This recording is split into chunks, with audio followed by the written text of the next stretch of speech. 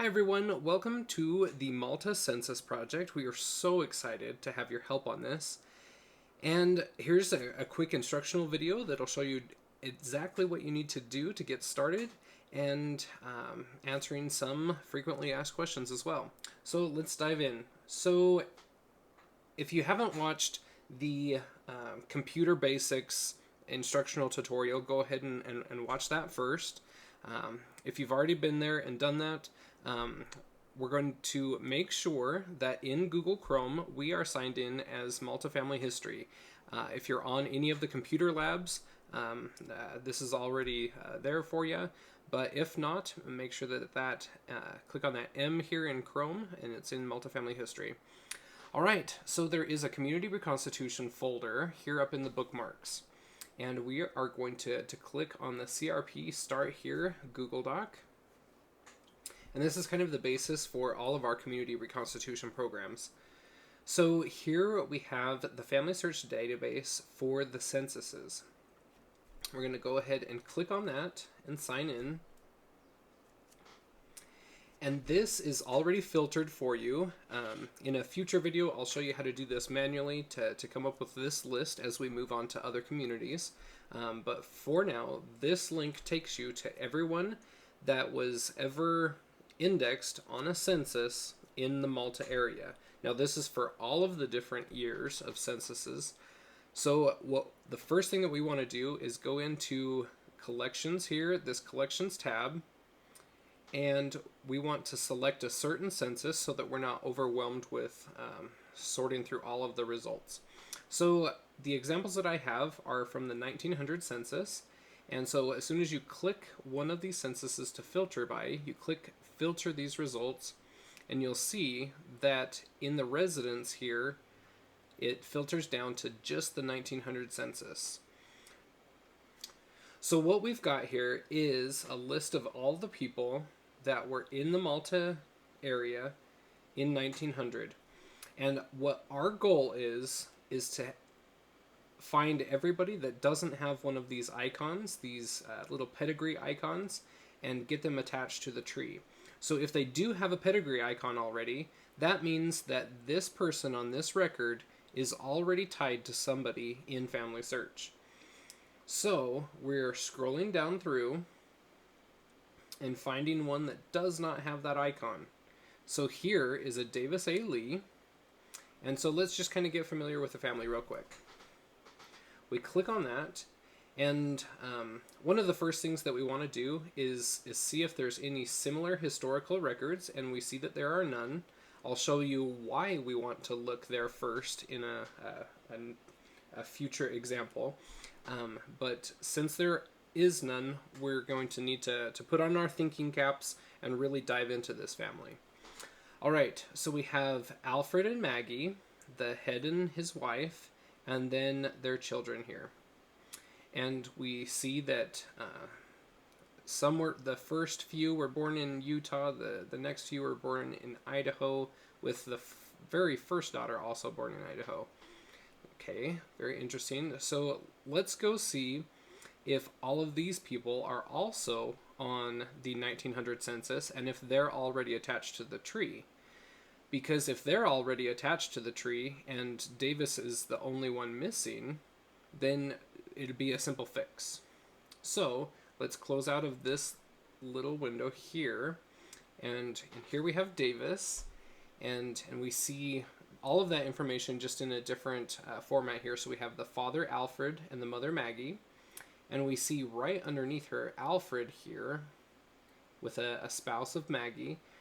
So this is her father, and he is attached to the tree. So let's go view him. Now when we click on his name, we want to right click and open it in a new window so that we can view the information side by side. If you're on a smaller computer, you can open it in a new tab instead, and it will be here, and you'll just have to pop back and forth between these two tabs. But since I'm on a larger screen to show you this example, I open it in a new window, so it's over here. Now, let's go down and view all of the family members of this head of household, Alfred Lee.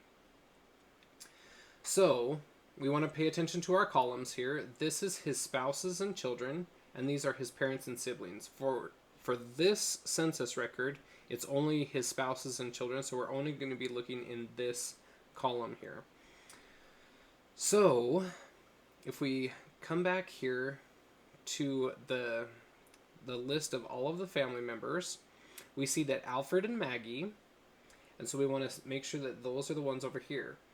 So we have two sets of children with different wives. Now let's look and see why that is. So we have Alfred and Sarah, and Alfred and Margaret.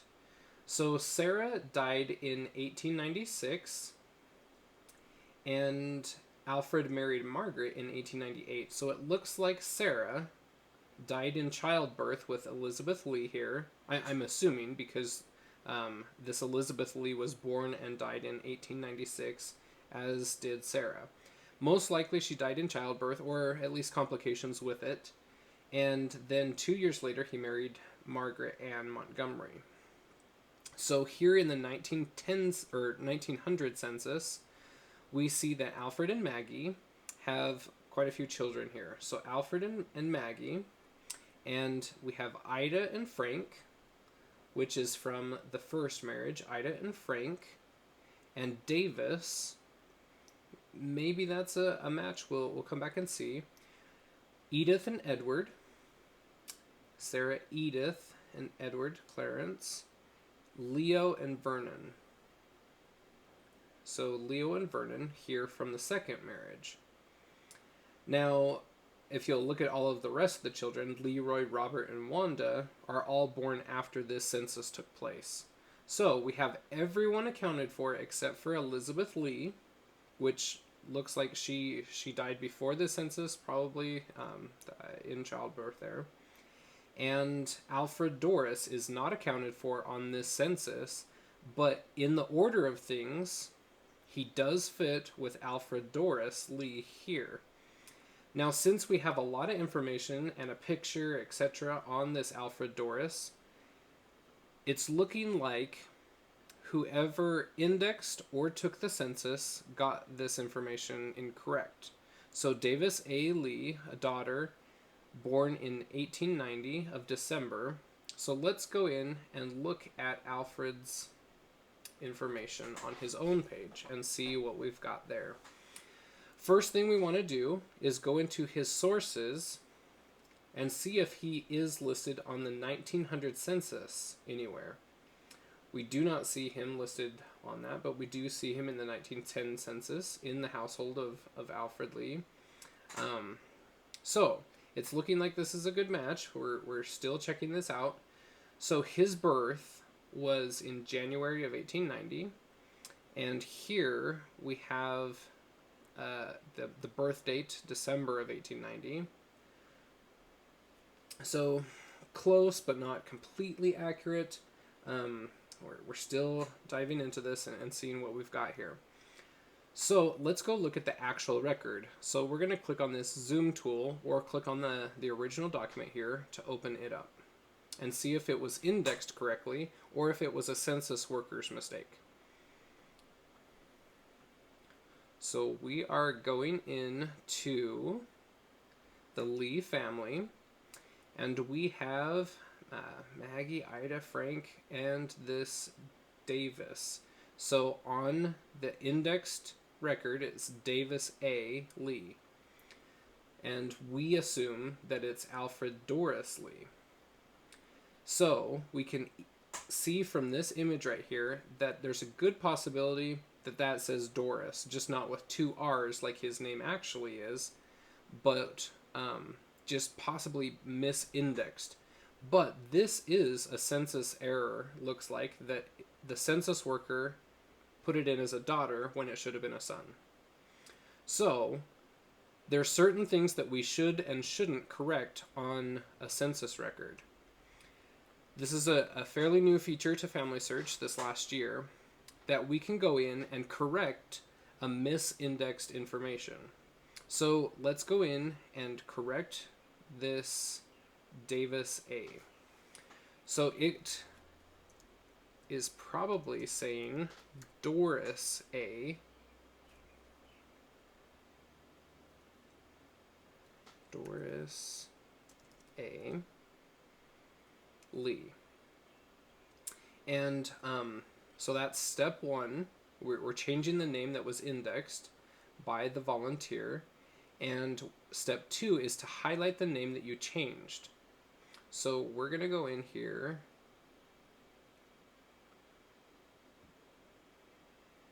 And find that name. Now, this is a little bit confusing where it's jumping pages. So Alfred, the father, is listed at the very last line of this page, but we want to go to the next page where this Doris is listed, or Davis. Doris, sorry. I'm getting confused with my D's here. All right, so this is the one that we are correcting. So we want to highlight the given name that we are correcting. We are not highlighting the surname because we did not change that. We only changed the given name. The reason it changed, it was indexed incorrectly. And we are going to enter your message here. Upon research, we found that this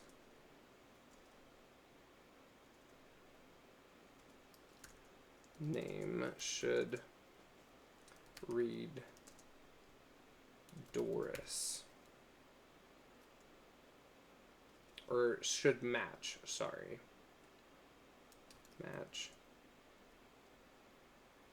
Alfred Doris Lee.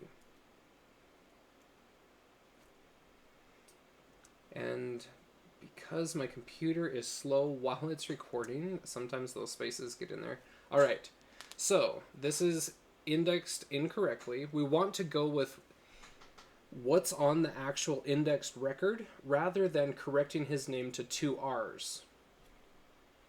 So that's why we're doing this here, because what was actually on the census, in case this doesn't actually match Alfred Doris in the future, this is the best way to do it. We're going to go ahead and save that, and then we're going to go ahead and change the gender, if at all possible.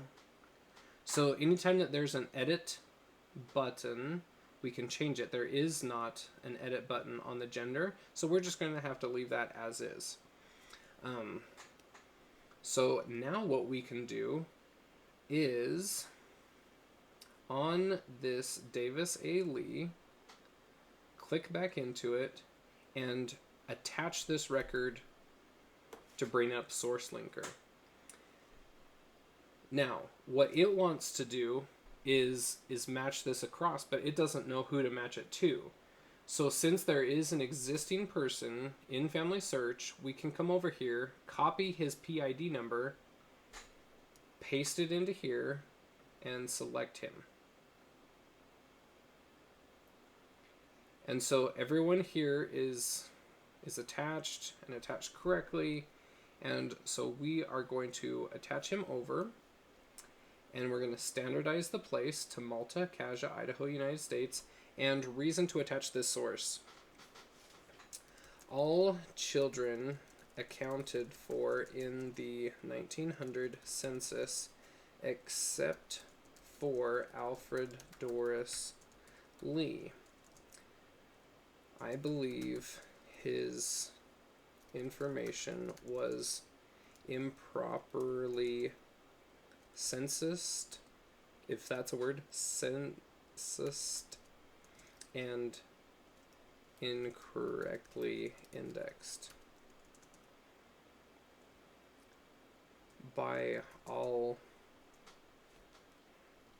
apparent reasoning. This is a match for Alfred. All right, there we go. And we can exit out of him, and if we do a refresh, either with this button or with Command R, we should be able to go down that list and he should have an icon on there now.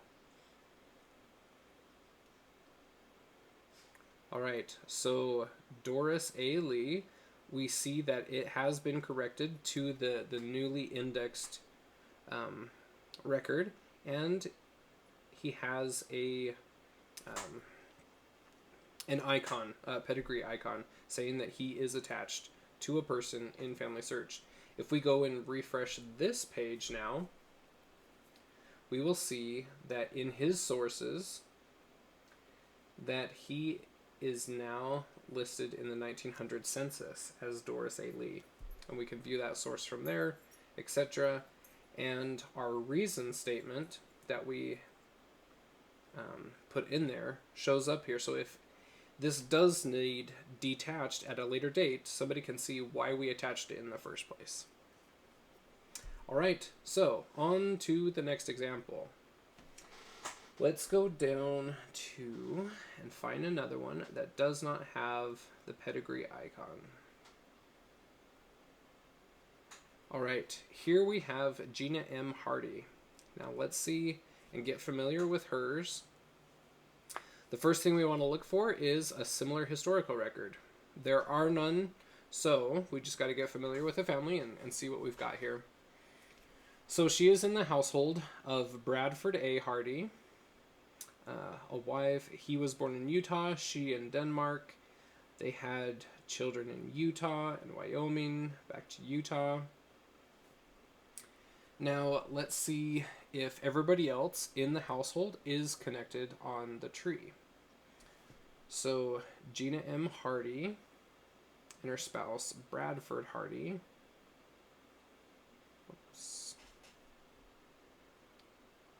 Let's see if Bradford is up here. They're in alphabetical order. So even though they're family... Okay, Bradford Hardy, right here. He is connected into the tree, so let's open him in a new window and compare the two across from each other. So we have Gina M. Hardy here, and Bradford over here, her husband. So, looking at the children, let's see if these two are matches. So we have Francis M., the youngest son, Francis M. right here, Alice, so it jumps up 2 kids. It looks like these kids both passed away before the 1900 census, so that would make sense. It goes from Francis up to Alice, and Hugh, and Ralph, and Gina. So it looks like this is indeed a match, and so we got to figure out if this is just another name for her, if Gina M. matches this Francine Martin Petronelle Jensen. So the M, Martine, looks like it would be a good match. So is Gina a match for Hansine? Now let's look into her information. It's looking decent here. So we see that there are already some notes on spelling changes. Let's see, there's alternate names. So she went by Zina, Hansina, Hansine, whoops. That she immigrated. So she comes from Denmark, which on the census it does say Denmark. Does the year match? So the birth date is September 1866. She was born in September 1866. So I would say that this is definitely a match. I don't know all of the specifics in the family, but Hansine and Gina seem to be a good match. Whoever was taking the census probably misheard or abbreviated or whatever her name. Let's go into the actual census record and see if it was actually typed out Gina. It may have been misindexed. This is a more difficult name. Let's focus in on the Hardys. Where are they? Hardy, right here. Alright, so it does look like it could be Xena, because we know that looking into her information, she also went by Xena. Like Hansina, Xena. I would say that that would be something that we could go and correct. Because Gina just doesn't fit. But Xena does. And it sounds alike. So let's go in and edit that as well. So we are going to correct it with a Z. Xena M. Hardy. And we are going to highlight the given name.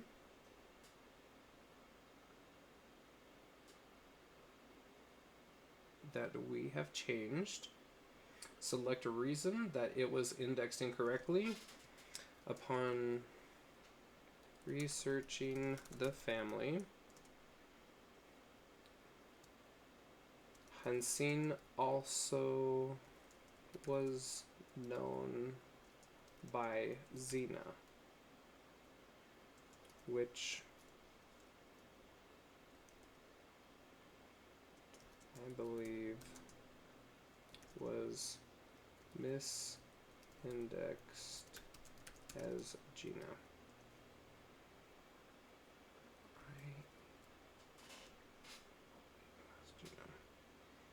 Alright, let's go ahead and save that.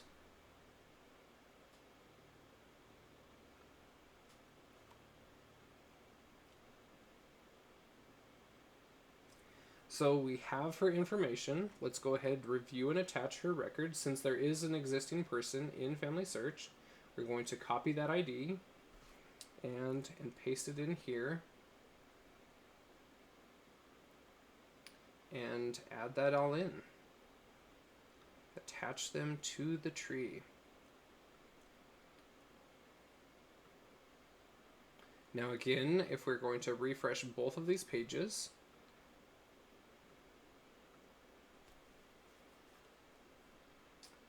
I'm going to click on Sources over here and see that she is now indexed or sourced in the 1900 census, where she wasn't prior. And I'm going to scroll down. Sorry if this is fast. Don't get dizzy.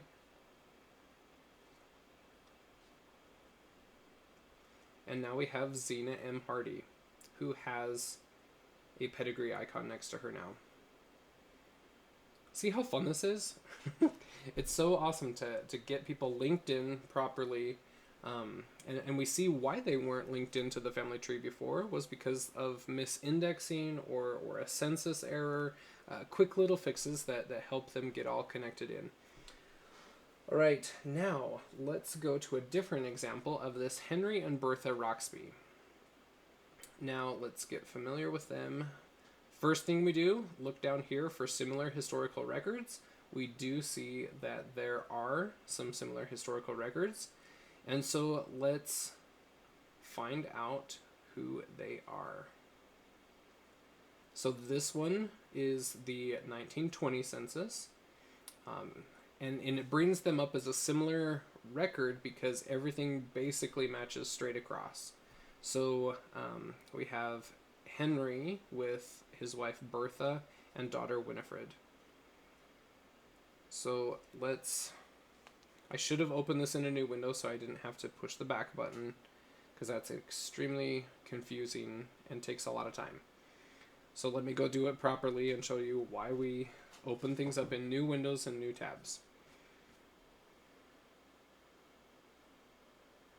Alright, so we are clicking Henry, and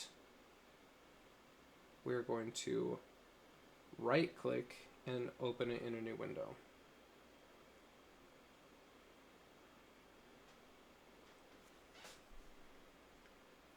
Let's size this window down just a little bit. Okay. So it has a possible family tree match so that we don't have to go and search it manually and try to find it. Because both Henry and Bertha are not attached to the tree, it does not have a thing listed for either one of them. This is our best bet to find an existing person. Hopefully we have a match here. So let's open up this possible tree match from the 1920 census and see if it matches the information from the 1900 census. All right, so we have Henry Mule Maud Roxby and a birth of May 1865. Here we have May 1865. We can start to see why this is such a good match already. The marriage year 1892, let's see if that matches. We do not have a marriage event listed here, which is fine. We do have an immigration year of 1883.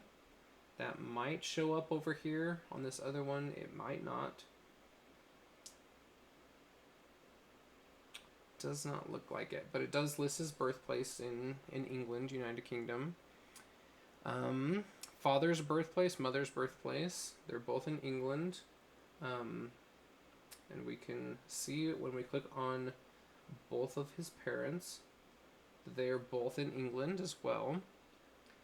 And Bertha matches. So Bertha Jane Pettit, Bertha Jane seems to match pretty good. Let's click on Bertha here and match her information over. See if it also is a good match.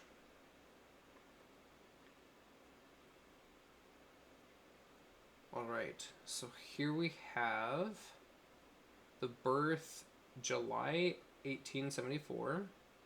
July 1874 in Ohio.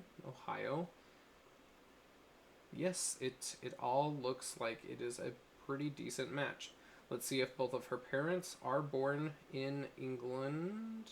Oh no, that's Henry.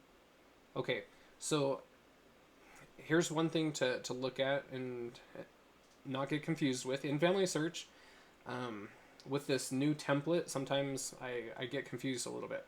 So Bertha's father and mother are listed here, but if you scroll down, I was looking here at England, but this pertains to Henry, not to Bertha. So make sure that we're looking in the right place. So her father and mother are both born in Ohio, and it looks like that is accurate.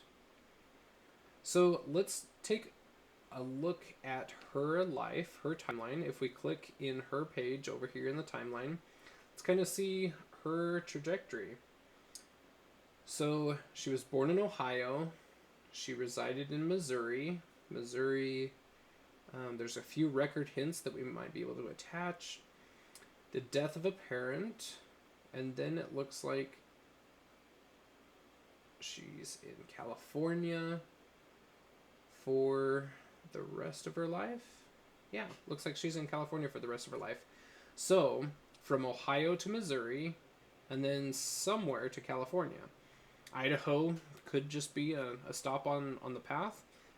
It looks like everything is a great match, so we can assume that these are the correct people. So let's go ahead and copy her ID, which it already gave us as a possible match. So we're going to attach her to the family tree here. Everything looks like it's a good match here. I'm going to attach that. We're going to compare Henry in this same window and bring his information over.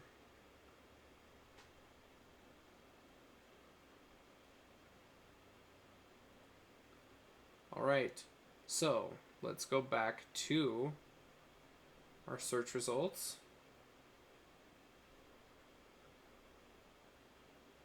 Go back even further. Again, I did not click on a new tab or window, and so I'm having to do this back button circus again.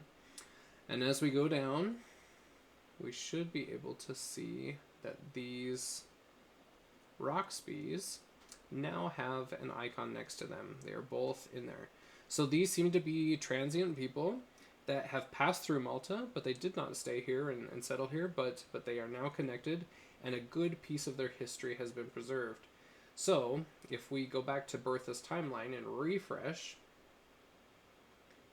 it should now give us... We did not standardize. So if we standardize it as we go along, it will have a marker here in Idaho on her journey. All right, and if we wanted to do more on hers, which I will after this video, I'm going to go in and attach all of her possible record hints and get her all buttoned up and ready to go. All right, so next example, let's go to Effie Murphy.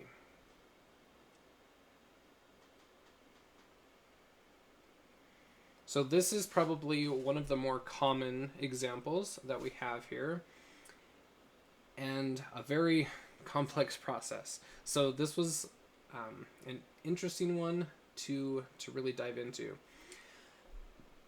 So many times we'll see this where we have a head of the household and their family, and then we have either servants or boarders or friends, relatives. It could be many different things here.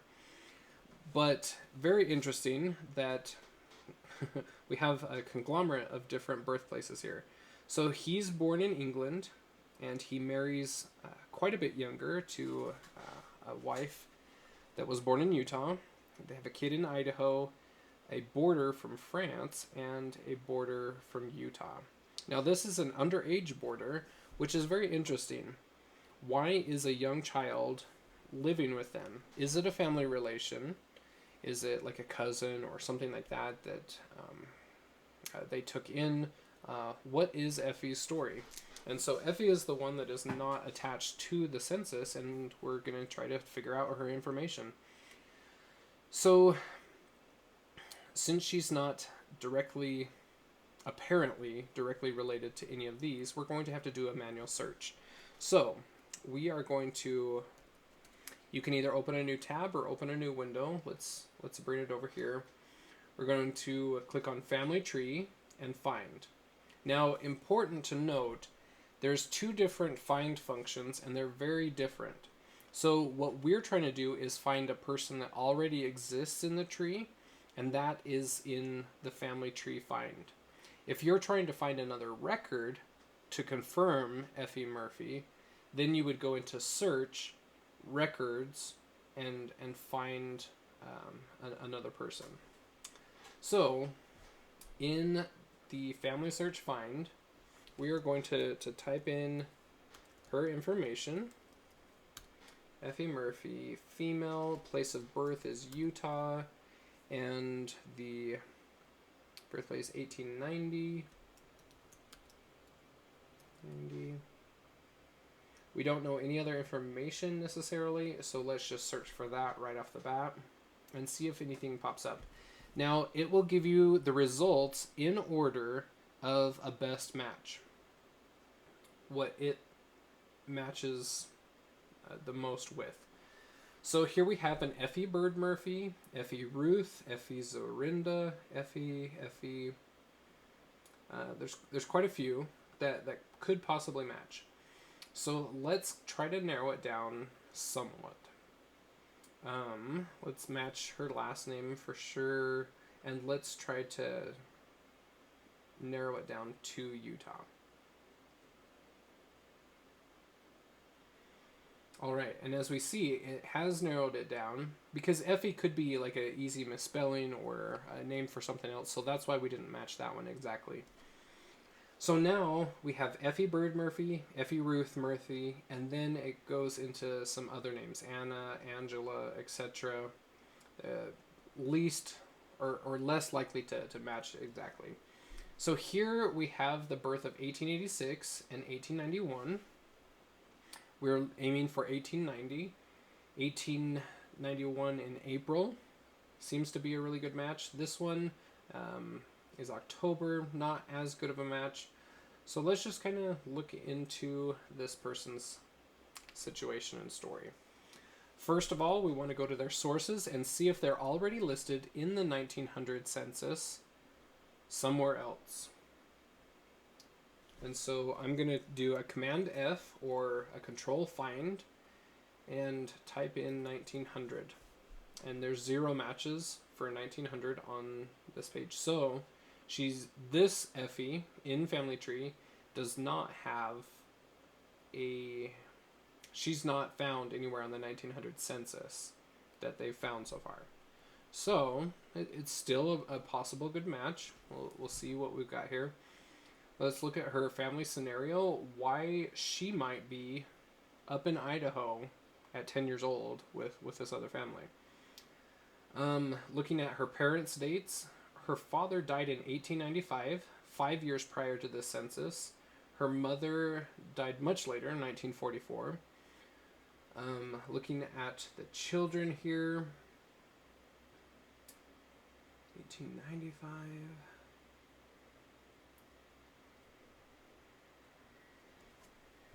It looks like there's some interesting information here. So all of the kids prior to the 1900 census are, the majority of the kids are prior to the census. There's 2 kids listed after the census, but that's also interesting because the father died 5 years before that. So there's 3 children that were born after the father died. Now, Clarence would be maybe Elizabetha was pregnant at the time that her husband died, and Clarence could have been born right then. That's totally fine. But Elmer and Leona, there needs to be a lot of research, investigation on why they were born after, with the same last name as their deceased father. Looks like there's some interesting stuff there.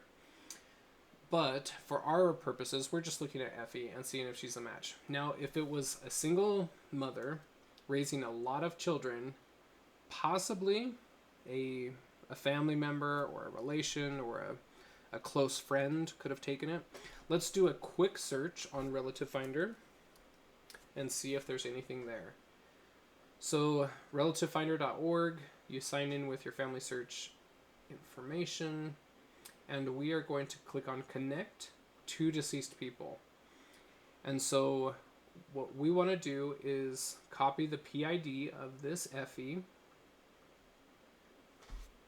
in here, and then see if she is related to Philip Burrows at all. So we're going to copy his PID number and click Submit, and it's going to analyze it and see if they're related.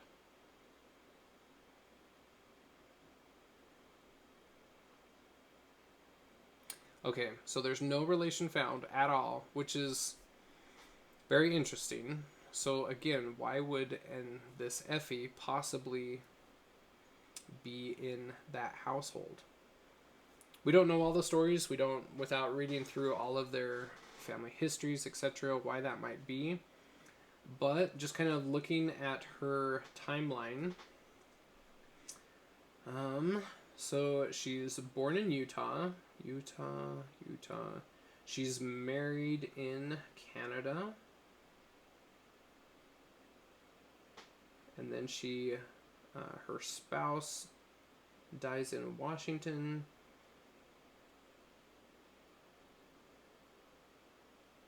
And then she remarries in Canada.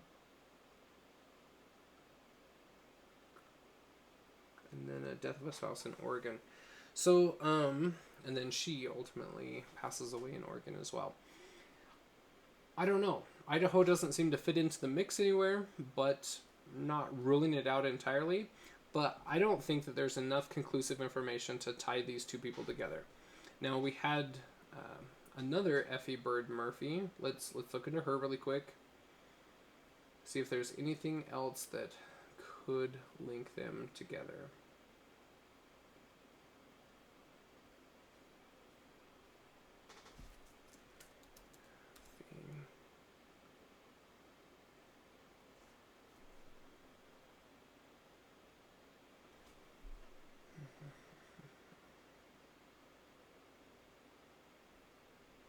So she was born in 1886. So, I mean, whoever took the census might have got it wrong. We don't know.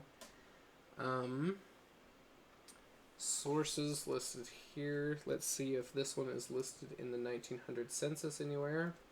And she is not. Let's look at her timeline, see if Idaho matches anything. She does go up to Afton, Wyoming later on after she's married. Comes back down to Salt Lake.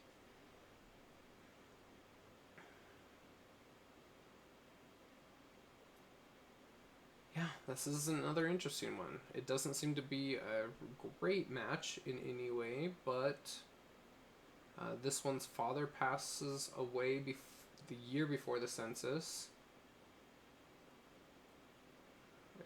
It's possible. If it is, it might be the same kind of a scenario where it's a single mother and went to go live with another one. So let's do 2 deceased people. Let's go with this Effie. Copy that ID. And then see if Philip Burrows' ID matches hers at all.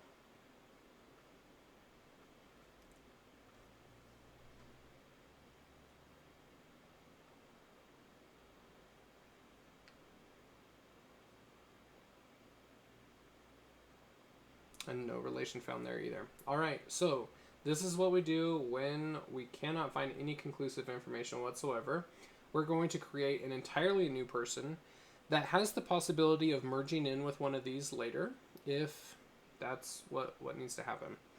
Alright, so what we're going to do, and this is the only place that I know of where you can find to create an unrelated person to you. So you click on Family Tree, and you can click into any person page. And since we're already on this person, it's not going to matter that we're here. We click on the Recents button and add an unconnected person here at the bottom of that menu. That's really hard to find, but that's the only place that I know where that button's at. We're going to go ahead and add an unconnected person. Unconnected means unconnected to you personally. It's not your family tree, so you're adding a new person to the family. So we are going to type in her information manually. Effie Murphy, she's a female. We do not know her deceased information, so we are going to mark her as living. If you mark her as deceased, it's going to want all of her dates and places of where she deceased. So the birth date, all we know is 1890. Going to click on the standardized place. We're going to click on Utah. Click next, and that's who we created. We're going to create that person. And all of her information is there. Now it gives us the error that this person is too old to be living. It's past the 110 mark, which is, very possible, obviously. So, since we don't have her death information, I'm not going to go ahead and change that. Many times when you add in a completely new person, it will list it here as a possible match for somebody else. See if it brings up any possible people. So yes, we have a few different matches here that are possible, but without further research, we just don't know. So whoever is in this family researching them and knows them more extensively than we do will be able to find them because we created them and attach their source to them. Oh, we haven't attached the source yet. Sorry. That's what we need to do right now. So we're going to copy this ID. I forgot the most important part of what we're doing. All right, so we're going to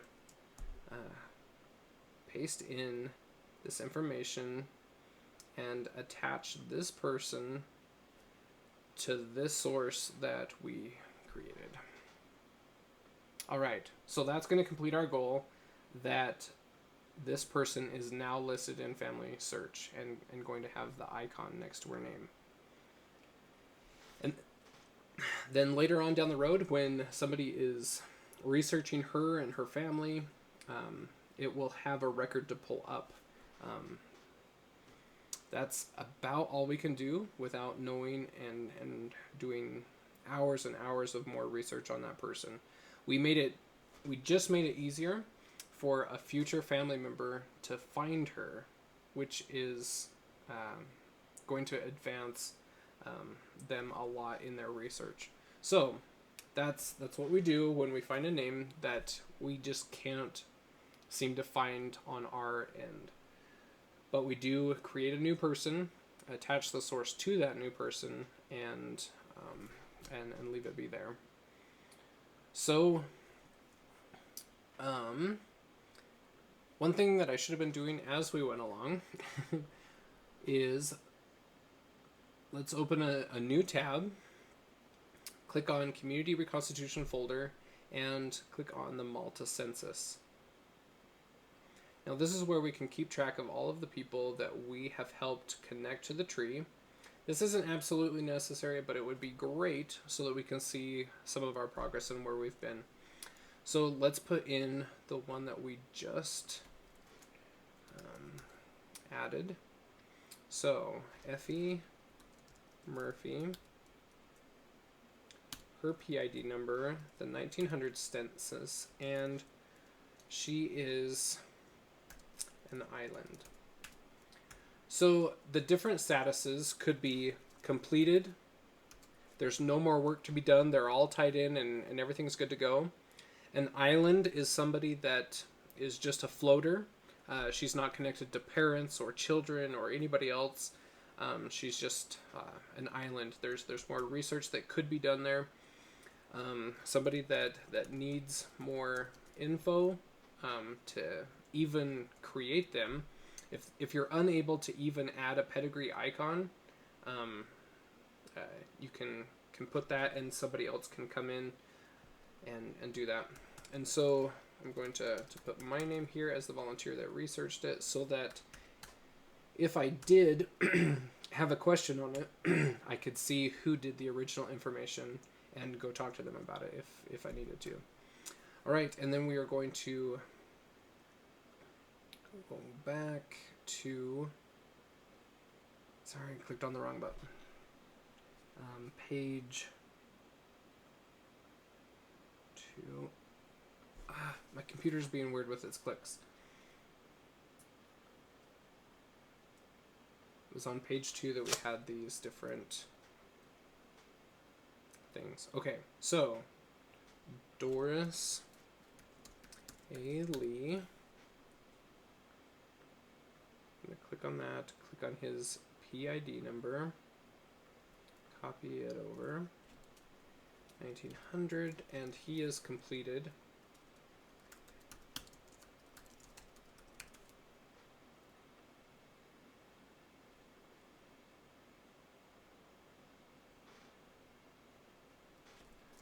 There was a Zena Hardy. Zena M. Hardy. I'm going to click on her. Whoops, that's not the right person.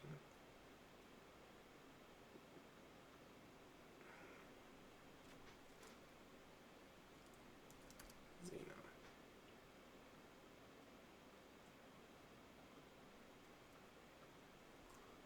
Hers, 1900 census, and she is completed.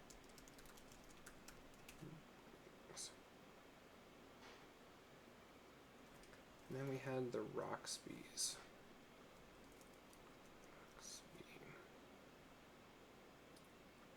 So we had Bertha J. Roxby and Henry M. Roxby.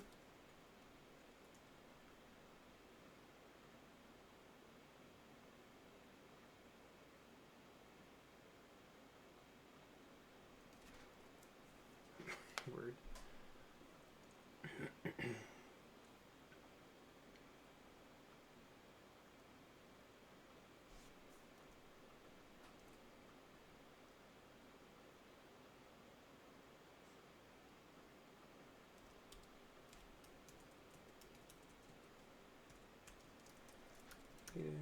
completed Cameron Rings and Cameron Briggs. All right, so I think that was all that we did there. That's how a lot of these different records will look. If you have something else that's confusing or you don't know what to do, come talk to me or one of the other consultants and we'll help you out. But yes, our goal, to recap, we open up the Community Reconstitution document, click on the Family Search database, filter the results by which census year we want to go to, and then scan down for all of the pedigree icons. Anyone that is missing, our goal is to get them linked into the family tree and fill out everybody that was in that census in Malta during that year. All right, have a great week.